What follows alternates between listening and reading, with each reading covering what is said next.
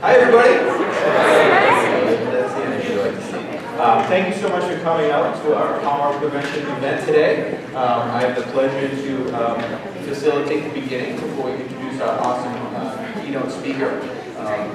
My name is Greg Ranieri. I think 2010, Anne Marie and I, the worlds collided and the genesis of Scituate FACTS came to fruition.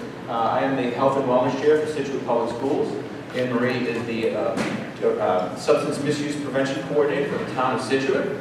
We are proud to co-chair and help support a community-wide effort for substance misuse prevention for our youth. So, before we get started, we wanted to share some of the big picture successes we have data-wise over the decade plus that we've worked together, right, Anne Marie? It's been a hell of a decade, right? So, first and foremost, we have a few people we'd like to thank.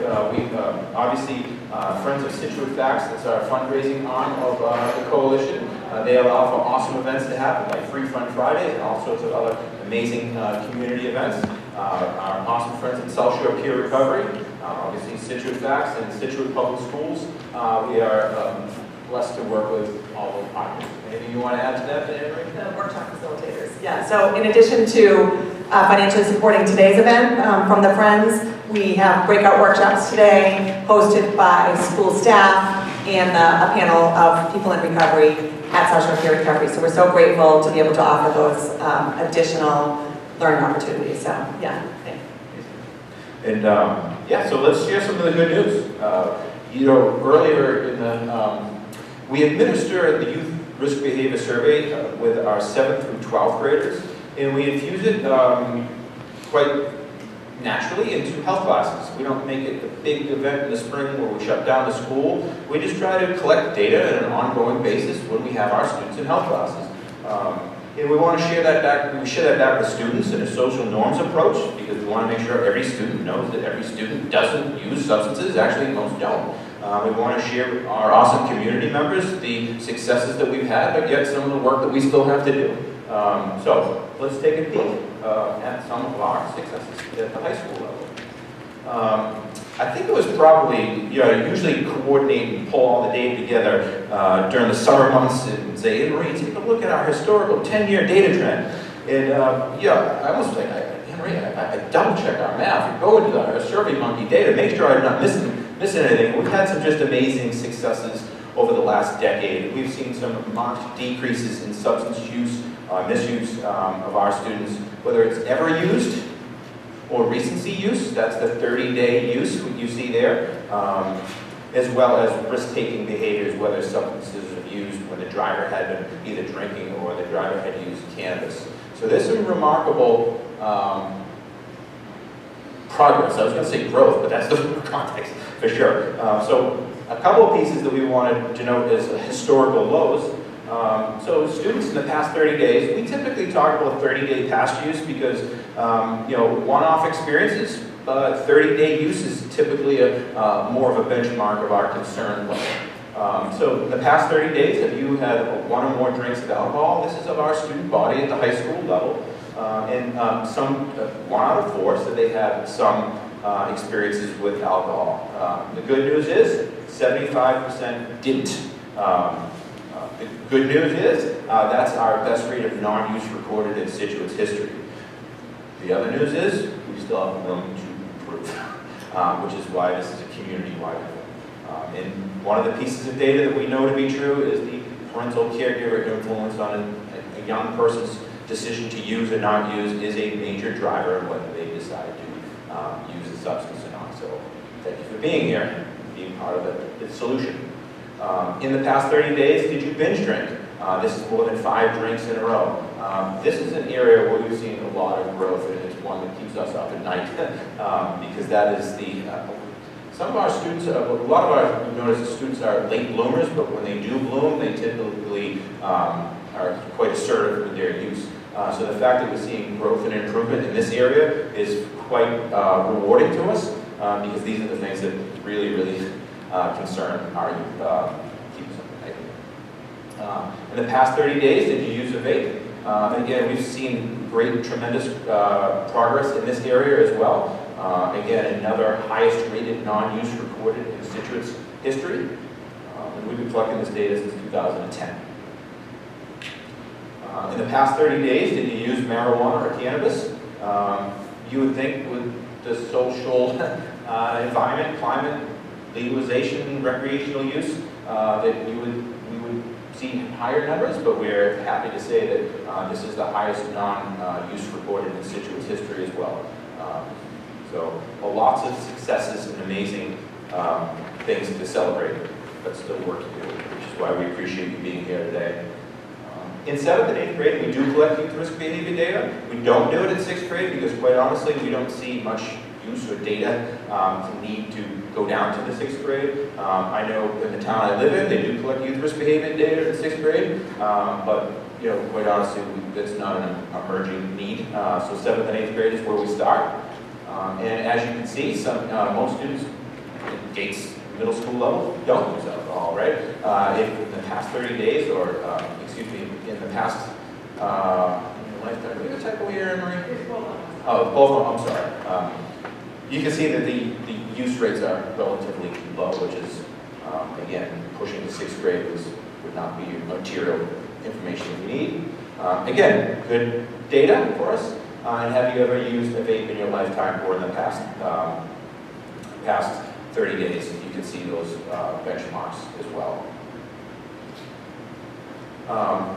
You want to do the summary? Yeah, absolutely, yeah. I want to save all the time we can. But the summary is pretty consistently low at the middle school level and at the high school level, and the reason we had to start having a coalition and doing this work is because Scituate rates are generally higher than the state and the national average. So we're celebrating those successes. We're going down in every category or staying the same, but we had a lot of work to do to get to that point. So Dr. Bonnie will share a little bit about that.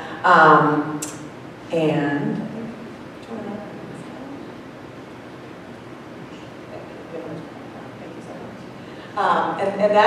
that's it for data. Summary, you can ask more questions in your breakout sessions. I can send more details to everyone that registered for today.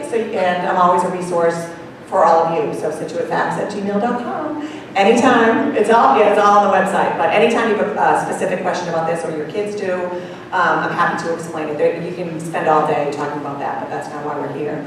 We're here to benefit from the excellence and expertise of Dr. Bonnie Halpern-Felsher, who traveled to Massachusetts from Northern California, from Stanford Medical School. So we're so delighted that she said yes. So if you've participated in any of our events in the past, I'm very proud of the work we do, always bringing science and skills and stories that are helpful to families. I'm super proud of that. We're very particular. And I was really quite thrilled when I reached out to Dr. Halpern-Felsher, and she said yes. I was like, no way, you'll come to Scituate? So thank you for the friends, again, for their support, and thank you for saying yes, and to everyone that says yes when we ask for help getting this work done together. Dr. Bonnie is a professor of medicine at Stanford Medical School and also runs and founded and leads a center of research in adolescent substance use and addiction, and her lab, the Stanford Reach Lab, produces some of the best in the world, in my opinion, resources. So they're free and available to anyone. You don't have to be a health teacher, or you set up a very simple account and you can download and access curriculum, easy videos that you can use in classrooms or in your youth groups or with your basketball team, printable, constantly updated with the science, and completely usable. So it is a pleasure to introduce Dr. Bonnie and to hear everything she has to say today. Thank you so much. We'll have Q&A at the end with her.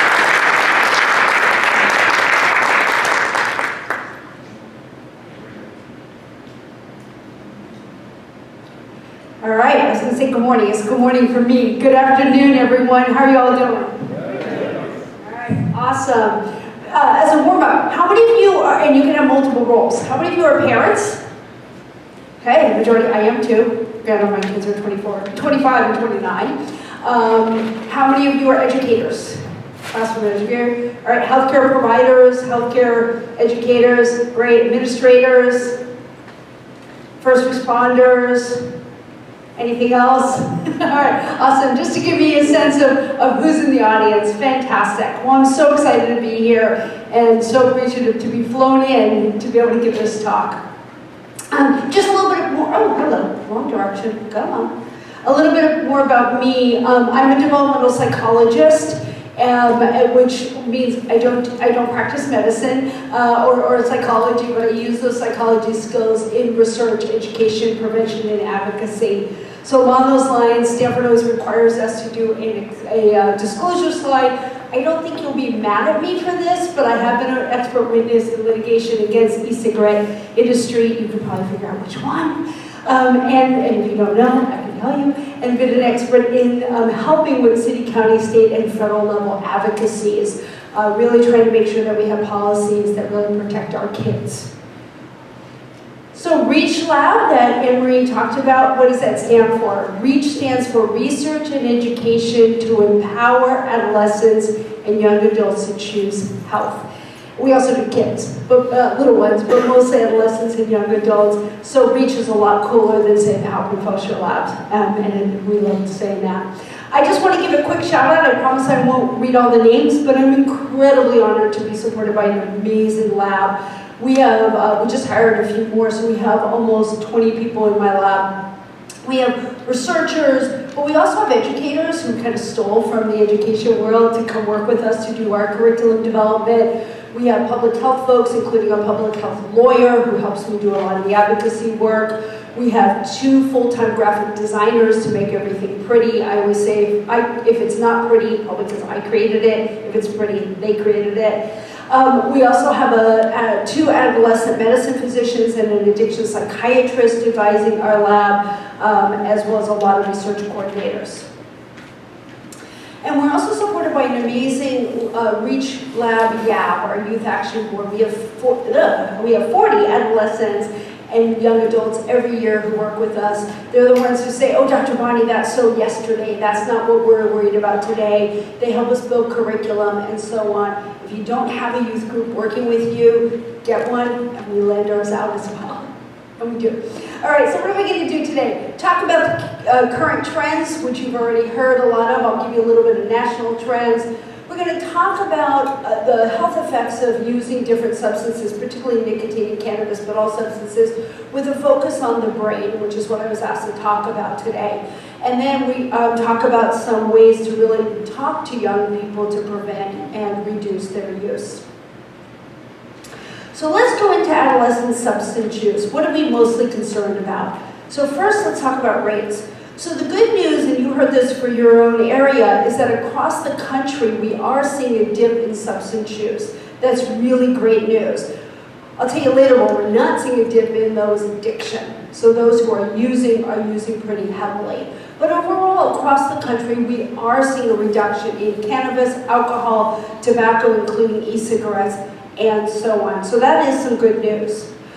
Certainly still continues to be, based on national data, that alcohol, tobacco, and by the way, when I say tobacco, I mean nicotine products as well. So nicotine pouches, I'll tell you about other nicotine products. I don't like separating out, just as a policy person, also nicotine and tobacco, because most nicotine is derived from tobacco, even though we also have synthetic nicotine. When we separate those out, we're just buying into the industry's rhetoric, which is, oh, it's not tobacco, it's just nicotine, and nicotine is not harmful, which I'm going to show you, yes it is. So I call them tobacco products or tobacco and nicotine. Anyway, tobacco, nicotine, marijuana, and alcohol use are still the highest rates of use amongst our adolescents. The other drugs we don't see as much, but we still see and are still concerned about.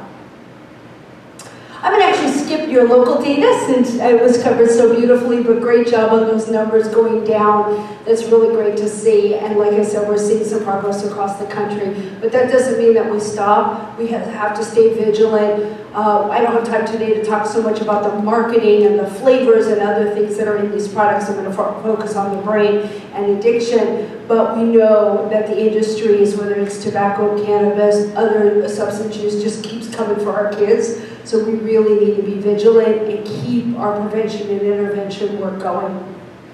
So what are the substances that we're most concerned about? One is e-cigarettes. Anybody not heard of a vape? In the room? Okay. All right. Figured so. Now, when I've been doing tobacco control for 30 years. I used to say 25. I finally had to admit I'm getting older. It's 30 years. But e-cigarettes came on the market in 2007, and we started seeing them in kiosks in malls.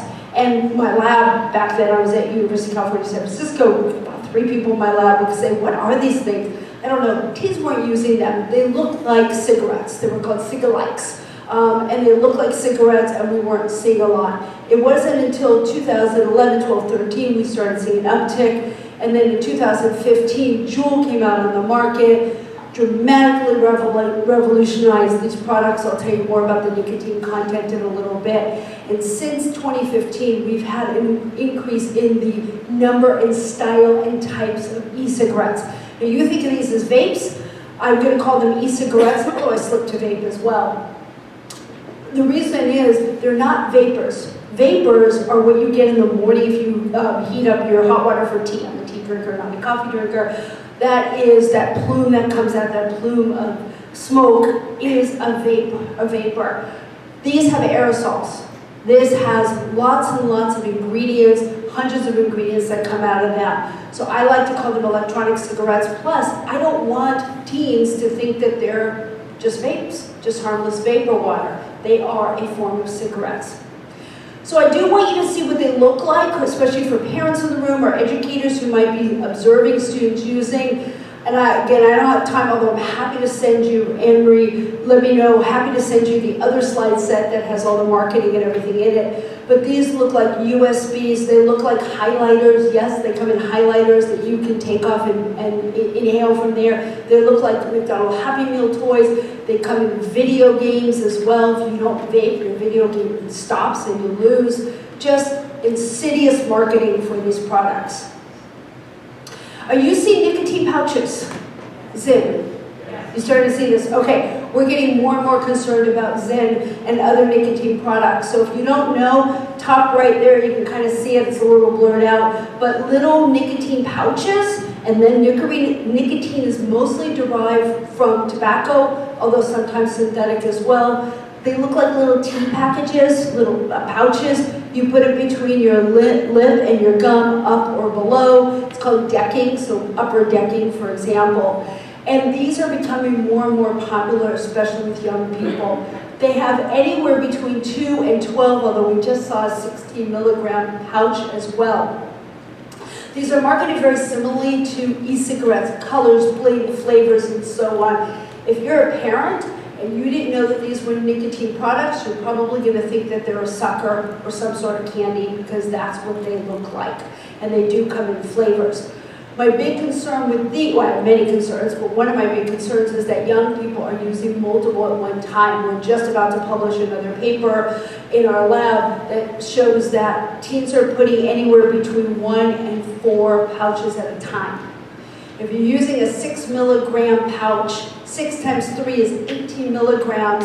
I'm going to show you what a pack of cigarettes is, closer to 24. You are using almost a pack of cigarettes worth of nicotine at any given time, and teens are doing this multiple times throughout the day. Now, you might think, well, aren't they better than inhaling and vaping? Sure, you're not hurting your lungs, but we're very worried about face cancer, esophageal cancer, other health effects more in the top part of the body as opposed to the lungs, and they are not safe. There are better ways to stop smoking or vaping than using these pouches. We're also worried about cannabis. Briefly on cannabis, we've got your typical joints, top left. We've had them forever. Those still remain. And yes, even though teens are not smoking cigarettes, that's great, they are still smoking cannabis. The middle one on the left is blunts. To be blunt, I always have to do that. To be blunt, they are a cigar wrapper where you take out the tobacco and put in the cannabis flower, or you just buy a cigar wrapper and wrap it with the cannabis. You're getting the double whammy of nicotine and your THC and other ingredients that are in both products, not safe. The bottom left is a spliff that's part cigarette, part cannabis. We don't see that as often. Yes, you can vape your cannabis, top one there. You can, and then the top right are your bombs. All of those are inhaled within a few seconds. You feel the high that goes to your brain. We'll talk about that in a couple minutes.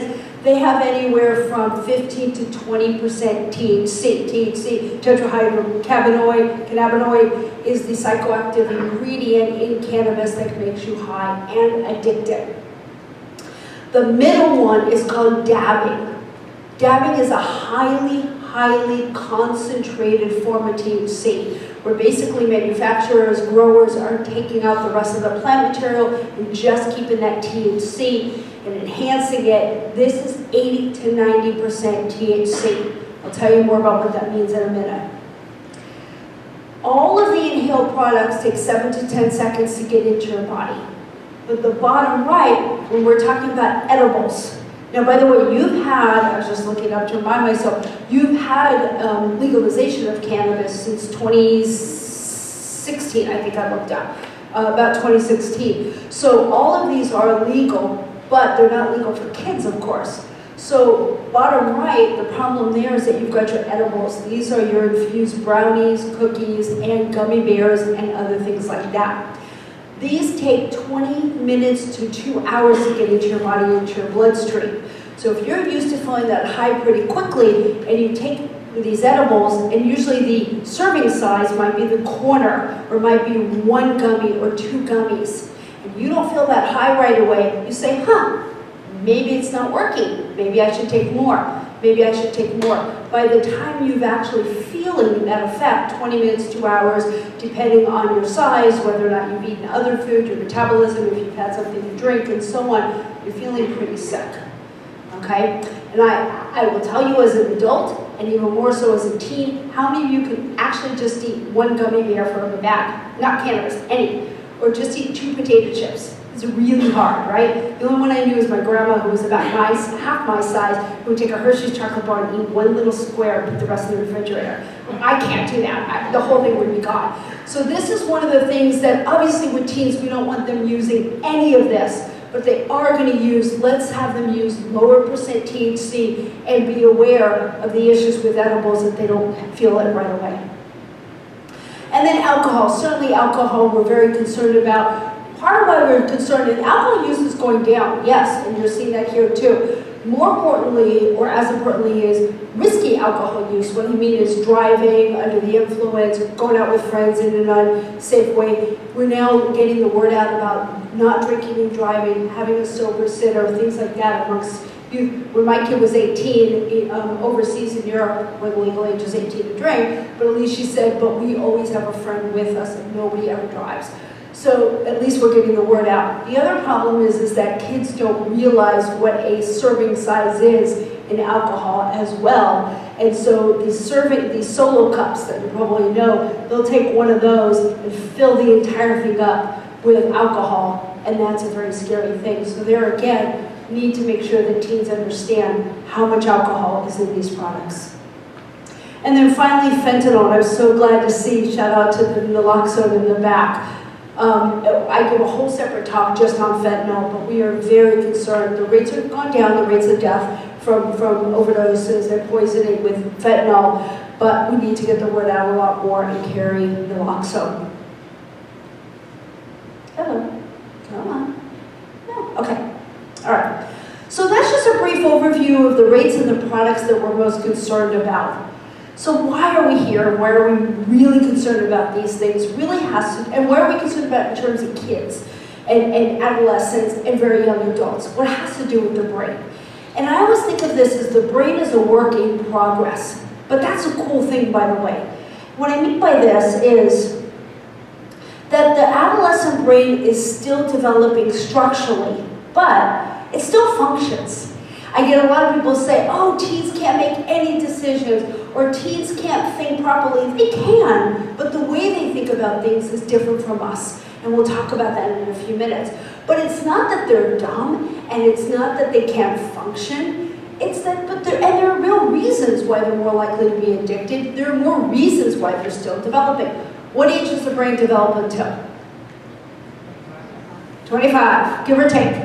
25, exactly. And part of why I talk about the brain the way I do is a very positive way. Is my own kid, 29 now, at age 14, came home from school, from health education, crying. And I said, Brianna, what's wrong? Crying.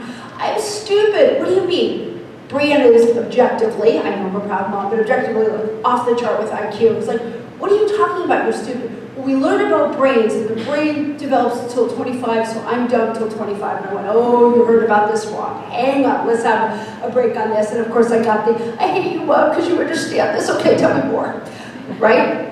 And so what I realized is we need to talk about brain development as a cool thing. It's so great that your brains are developing.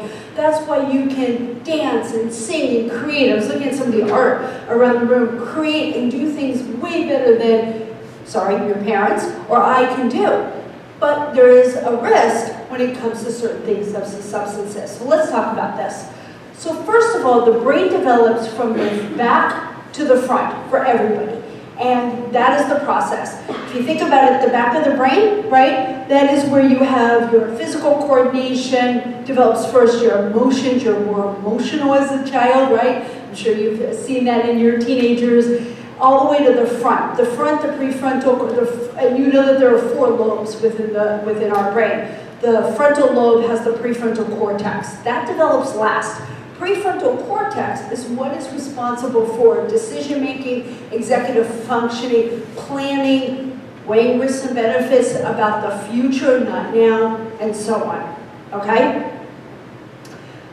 So when we think about this, and we're talking about what's within the brain. This is 3 slides I did my notes on. Everything else I don't. But they're neuroscience. It gets a little bit trickier. So when we talk about brains and the communication, and you may have heard of this, go back to your Biology 101, we have neurons, right? And the neurons are in the way that our brain communicates within itself and to the rest of the body. And we need that. We need it electronically to communicate, to get us to walk, to talk, to do all the things that we have to do. And we have billions of neurons within our system that allows us to function. Now the soma, which you can see on the left there, the soma is the part of the brain that is the nucleus, the kind of the command center for the rest of it. And then it gives the information through the axon that channels that information throughout the soma and to the rest of the neuron, and particularly to the synapse, which is the far right. And then that synapse then connects to the rest of the neurons. I promise this will make a lot more sense in a minute. All right, so why do we care about this? As we go through this process, these neurons to communicate, that signal is fired that goes from one neuron to another. And this is partly done through the dendrite. And what happens is the communication is done by a neurotransmitter. And the neurotransmitters are what can be hijacked by substances. We'll talk about that. But I first want to make sure that you understand a little more about the adolescent brain and when I said it still works. This is an analogy that I came up with, gosh, now about 10 years ago when I was in Los Angeles. Anybody ever been to Los Angeles? This is where I grew up. You know, but the freeway system, it's really crazy. People talk about it. And I went, that is the perfect analogy. So during your adolescence time into very young adulthood, your brain has a significant increase in those synapses, those chemical communication, electric communication that's going on from neuron to neuron that connects to the rest of the body. So we are overproducing these synapses during adolescence. So in a way, your brain looks like a very crowded freeway system. A lot of new connections, a lot of roads going all over the place, and there's a lot of traffic. So this means that your brain is experiencing a lot of stimuli right now during your adolescence and into young adulthood. So what this really means is that the chemicals in your brain feel almost like bumper-to-bumper traffic on the highway. So what I often say is it's still functioning. You're still getting from A to B, but it might be slower. The information that you're processing might be slower. It might be more confused. You have a lot going on. Have you ever heard for those of you who are teenagers, ever hear your kids say, I'm trying to figure out who I am, what I want to be in life, and where I'm going? Right? My kids did that literally, and I went, check, check, check. I didn't tell them I was checking the box, but I knew that. So this is also why teens are so creative, though, because there's firing going on all the time and making them think about things, which is really cool.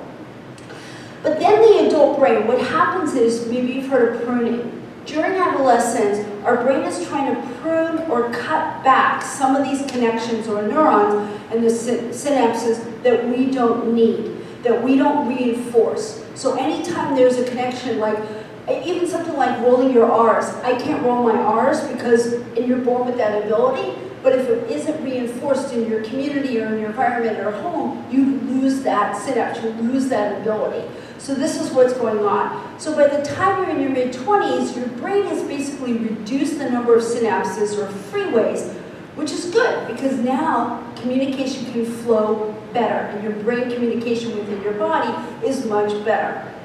The other thing that is going on, so that's pruning, is something called myelinization. This is like a sheath that goes on and covers around each of those neurons that have now basically solidified. So that allows the travel between to be faster and smoother, kind of like bumpers, so that way the cars don't run into each other and your lanes don't cross over. So this is going, now it wires in or solidifies those neurons. So what happens when you use substances during this time, it rewires that brain. So rather than have the wiring that it should be, and the sheathing that it should be, it rewires. We are born with the ability to become addicted to nicotine. We're born with the ability to become addicted to cannabis. If we don't reinforce it, basically, if we don't add cannabis, we don't add nicotine to our bodies and to our brains, those parts, those synapses, those neuronal connections basically go away. But if we do introduce it and we keep introducing it, not only are they reinforced, but they get rewired along the way, making it so much more likely for us to become addicted. So that's why this is all important. And the drug industry knows this. If you looked at ads lately not lately, forever really, if you looked at ads like even alcohol, there used to be the Budweiser beer, I don't know if you remember that, when I was a kid growing up. We still have bling, we have colors, like I said, vapes that are games. That is not for us adults. Flavors like sugar booger, honey doo-doo, unicorn poop, those are actual flavors of e-cigarettes. That's not for us adults. That's attracting our kids. This is so that way we can get, the industry, can get kids addicted because they know if they can get them addicted, they're gonna have them addicted for life. And by the way, when you become addicted to one product, you're more likely to become addicted to others as well because of that rewiring in the brain. So let's go in a little bit more about the drug part in the brain. So with this, drugs can affect the brain both by stimulating the reward pathway of the brain, the dopamine center we'll talk about, and by copying the natural neurotransmitters and basically hijacking them to think, oh, I need this drug instead of our normal processes that our brains are going through. So let's talk about dopamine. Have you heard of dopamine? You've heard that dopamine rush? That is what is happening at this time. So our chemicals are naturally in our brain. Dopamine is naturally in our brain. Dopamine is a good thing, by the way. I don't want to make it sound like it's not. There's a lot of good that comes from dopamine. It helps the brain cells communicate. It is a neurotransmitter. It's a very strong neurotransmitter. So our brain uses dopamine basically to teach our body what is good for us and what is not. Our brain is always looking for signs of what's good for survival, for development. It's part of the reason for motivation and reward. It's our happy spot within our brains. It can affect our mood. It can affect movement, right? So getting that exercise, you get that dopamine rush, you've heard of that. It can affect our learning and our learning style, and then pleasure. And the reason why I bolded the motivation and reward and pleasure is those are the parts that are most hijacked by nicotine, THC, and other drugs, where they make you feel pleasure, they make you feel motivated, they make you feel good, but it's not really making you feel good, it's a false sense of good. And what I often tell teens who are using and trying to cut back, they say, but using makes me feel good. I say, no, using makes you feel not bad. Because you need to keep using to keep feeling that reward, that sense of pleasure. So drugs can increase this release of dopamine much more than is normal. And addiction is based on this dopamine. That's the whole point of the dopamine that we have that's going in. So whether it's nicotine, cocaine, video games, gambling, whatever it might be, can increase that dopamine feeling. And addiction changes how the brain processes that motivation and that reward system by tapping in and again hijacking the dopamine. So just to give you a little bit of how this works, you've got your baseline in your dopamine. That's a typical motivation. You might have a peak if you're doing something important, like exercising or eating a good meal or whatever. It gives you that high motivation, that excitement, that pleasure. And then you have a trough. You may have heard of peaks and troughs, so hopefully this helps you understand a little bit better. And that trough is where you're sleeping or you're not exercising, you're not doing something to get that motivation. So you might have discomfort or irritability or wanting or craving. That's in normal life. You crave the food or something. But it's not rewiring your brain necessarily. So dopamine helps you pursue the things that are important and learn what's important to you, like work, like food, social relationships, hobbies, and future plans. This is good use of dopamine and what we want to instill in young people, to get that rush, to feel good about their relationships, to feel good about doing well in school, to feel good about going out on a Saturday night in a safe manner. But now what happens when you introduce drugs? Well, we're going to have the case in point of nicotine. So nicotine, of course, is the addictive component, and basically the nicotine hijacks the brain and says, start producing dopamine. And this gives that short term of all the things that we've been talking about, pleasure, motivation, focus, and so on. But then you get this irritability and low motivation, and also nausea and other physical effects that come from that low time. And it also changes the brain. So it takes over that dopamine system. So basically, in using that same figure, what we're talking about here is that you get this sort of peaks. Again, when you're using it, you go down to the discomfort and craving, then you take a little more, and your troughs, your low point, get worse and worse as you need more and more of that substance to keep feeling the pleasure, the excitement, and the motivation. That's where withdrawal and that's where addiction come in. So with addiction, it's continued use despite poor health, despite the fact that it's causing problems for your life, is basically the definition of addiction. And it also reduces your pleasure from other things. You become desensitized from other things that might be in your environment. So things like the work, food, etc. that we're talking about, instead now, we sometimes call this the hierarchy of needs, substance use replaces that. And if those of you who might have a child who is using, or you know people who have, they push aside relationships, they push aside work, they push aside school and other things that make them healthy and feel good, because substance use now is taking that over. It is taking the priority. All right, so that's the brain, and that's basically how it works, and why this is so important, and why we need to protect our young people from using these, ideally forever, but as long as possible. Emery showed me the pencils of delay. I love it. I'm stealing those. All right, so why am I so concerned when we talk about the brain, when we're talking about tobacco and cannabis and other things? So cigarettes, and by the way, anything I'm telling you, as Anne-Marie said, is completely free, available. I'm going to give you my email. Those of you who are classroom educators, I encourage you, they're all free curriculums. We do free trainings on our curriculums. Not a good business model to have everything free, but we have everything free. All right, thanks to grants and donations, blah, blah, blah, but they're free. All right, so we do have a QR code in the bottom right. If this is a slide you'd like to have, or just email me. So basically, to put cigarettes, or e-cigarettes in terms of cigarettes, that's important, especially when we talk to young people. They say, oh, it's not cigarettes, they're vapes. They're pretty similar to cigarettes, particularly when it comes to the nicotine amount. So a pack of cigarettes has about 20 cigarettes in there. Each cigarette, anybody know how much nicotine is in each cigarette? How much is in it, not how much you inhale, but how much is in there? Most people don't, it's okay. I'm a nerd, I study this stuff. 8 milligrams. There are 8 milligrams in each cigarette, roughly. But when you inhale, the yield is about 1 to 1.5. So if you were to inhale or smoke an entire pack of cigarettes, you'd get roughly in that 20 to 25 milligrams worth of nicotine. Now Juul, and I know young people are not using Juul as often, but it's easy to anchor to it because it was the product that really changed the nicotine levels.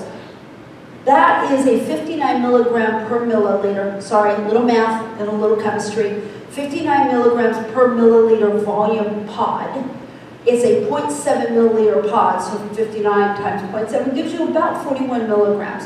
You get about 40 milligrams of nicotine if you were to inhale an entire pod of Juul. That's almost 35 to 40 cigarettes worth of nicotine. Now Vuse, which is a much more popular e-cigarette brand that we're seeing throughout the country, that has higher volume. You're getting about 80 cigarettes worth of nicotine. And then now, these elf bars are also called Lost Mary, Geek Bar, they keep coming up with different names. Juul has 200 puffs. The ones on the far right have 2,000 puffs. That is giving you between 500 and 600 cigarettes worth of nicotine. Not to mention all the other chemicals that are in there.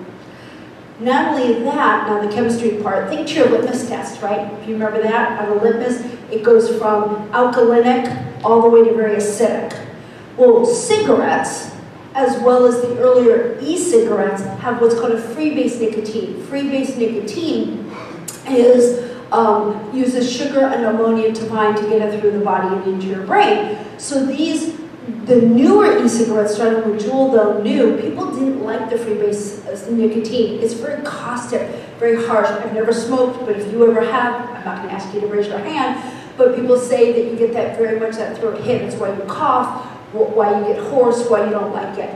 Juul patented a salt-basic nicotine that moved that needle from the very alkalinic, basic, harsh, towards acidic, using benzoic acid added to it, but really towards neutral. So now you have a product that tastes good, it's smooth, you don't cough as much, you like it. And this was important because the majority of teens today, over the last 2 decades, aren't using cigarettes. They're starting with e-cigarettes or now nicotine pouches, and they don't want that throat hit feeling, they don't like it. That's why when Juul came on the market, it became so popular for marketing and other reasons, but also because of that smoothness to the nicotine that it has. So we don't have, by the way, whoops, wrong way again.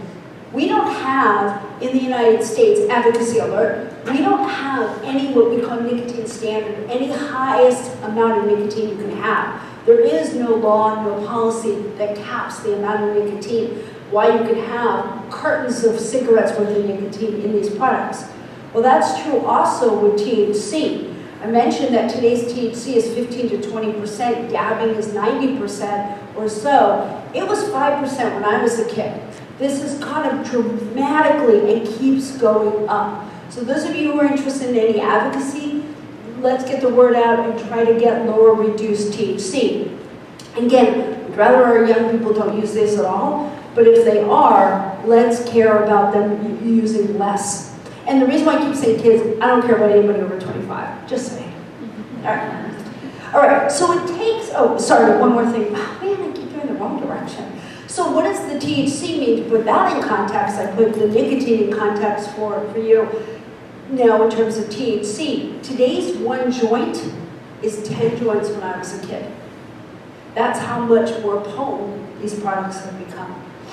So as I mentioned, it only takes 10 seconds or so to get these different inhaled products into your body and into your brain. So very, very fast, which is why our kids are so addicted. And again, with the alcohol, we really need to watch how much that dosage there. So we're seeing about 1 in 10 young people who are addicted to some substance. And people think that cannabis and even e-cigarettes are not addictive. They are. They're incredibly addictive. And we're seeing from the national data, more and more young people are using every day or 20 out of the past 30 days, so pretty regularly, and they're having trouble quitting. And they're having trouble quitting because of the high nicotine and high THC levels in these products. And then we've got tolerance. difference, and you hear this a lot with cannabis, but also we're seeing with nicotine, that the more you use, the more you need to use to keep that same high. That has to go with that peaks and troughs that I explained to you around brain development. So I need more to keep that same amount of pleasure, to get that same amount of high, and if I don't, then my trough goes really low, and I feel really sick, irritable, anxious, and so on, beyond typical teenagehood. And then withdrawal, if I stop using, then I have cravings, I'm angry, I'm irritable, I get headaches, I have nausea, and so on. I'm not saying that therefore we say to young people, well, you know, of course keep using so you don't have these cravings. No, we need to work with them and not have them quit cold turkey.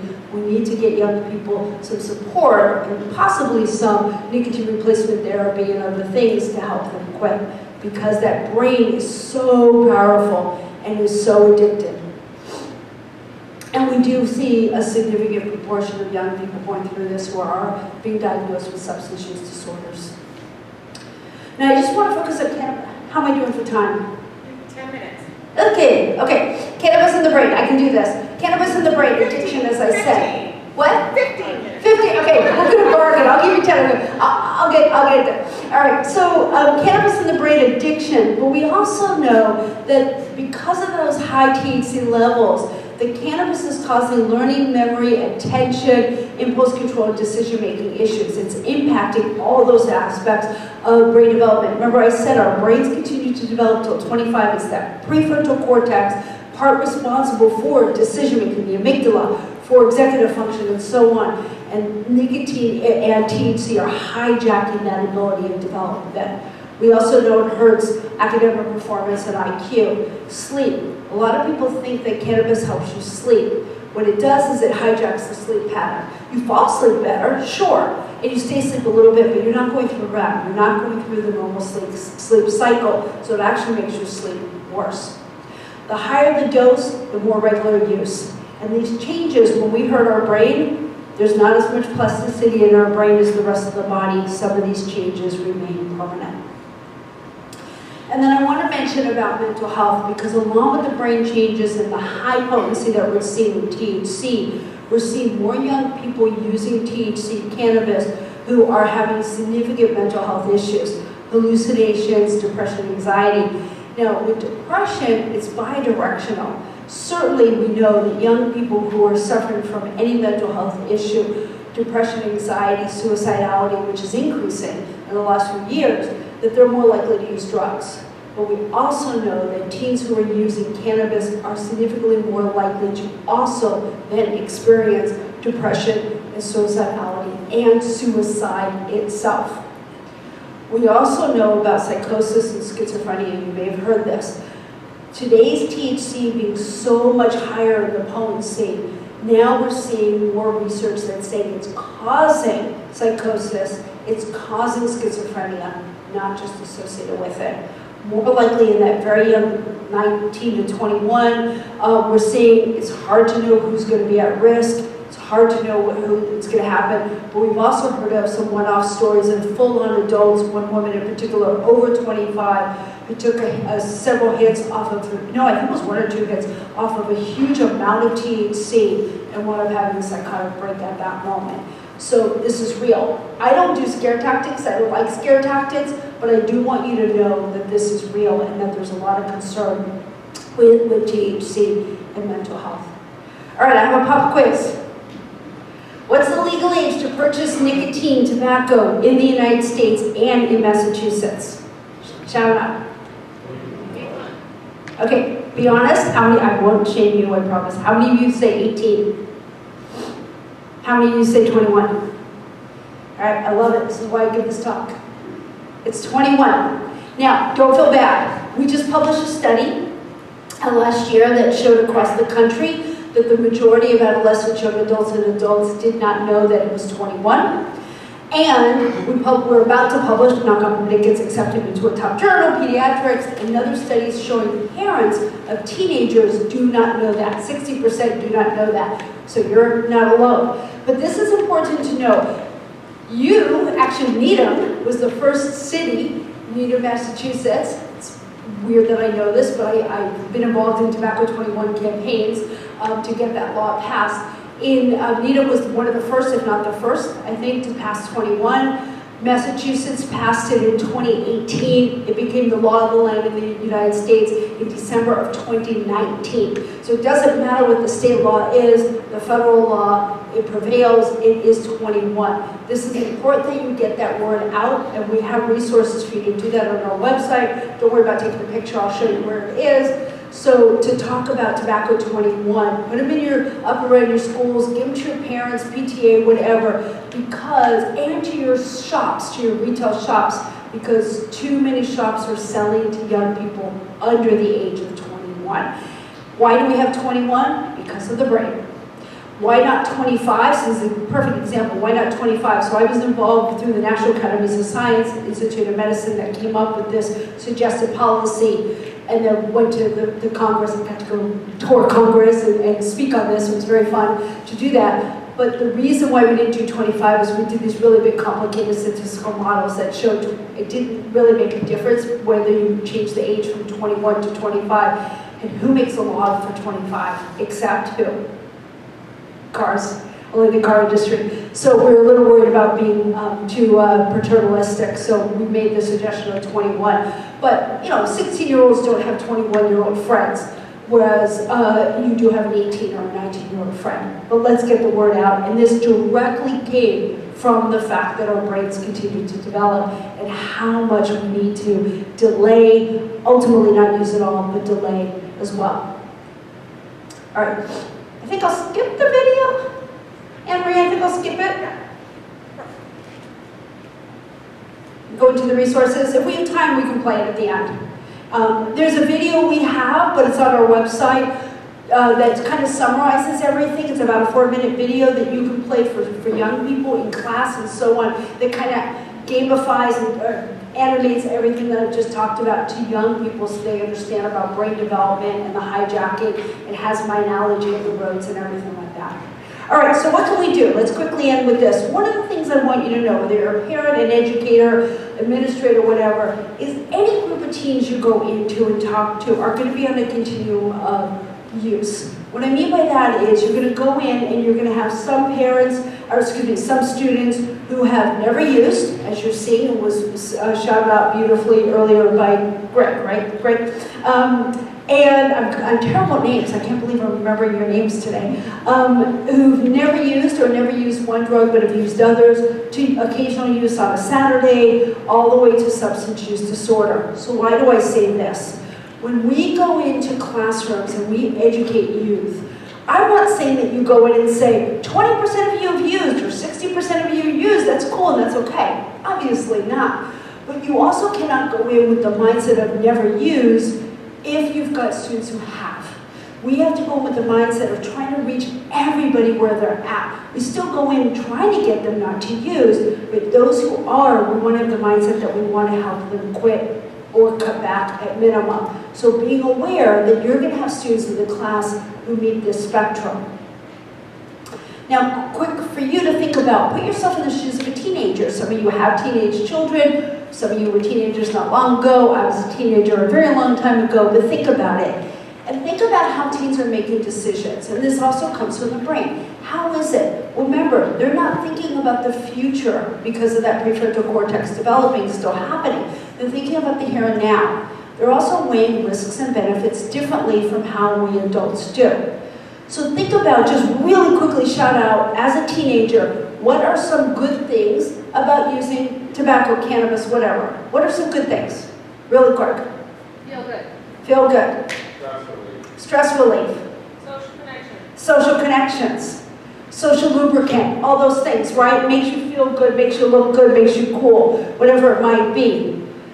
So when you go in and you talk to teens and you say it's all bad, don't ever use this, which again, we want them not to use, but if you go in with this hyperbole of like, or not hyperbole, you can get lung cancer, or hyperbole, you're going to turn green, you're going to grow a horn, we tend to get really hyperbolic, and they go, but wait, I used Saturday at the party and I had a great time and I didn't crash and nothing bad happened to me.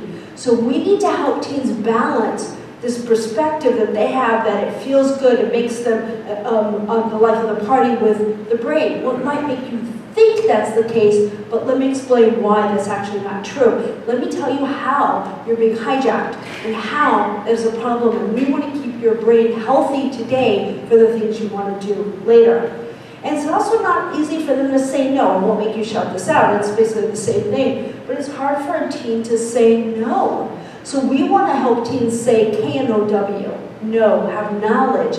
We want them to say no too, N-O, but in a way that helps them save face. Because you go to a party on a Saturday night and everyone's drinking and you don't. You need help with those refusal skills to be able to say no, because it's not so easy. So we want education that centers on how students learn, keep them safe, empower them based on how they think.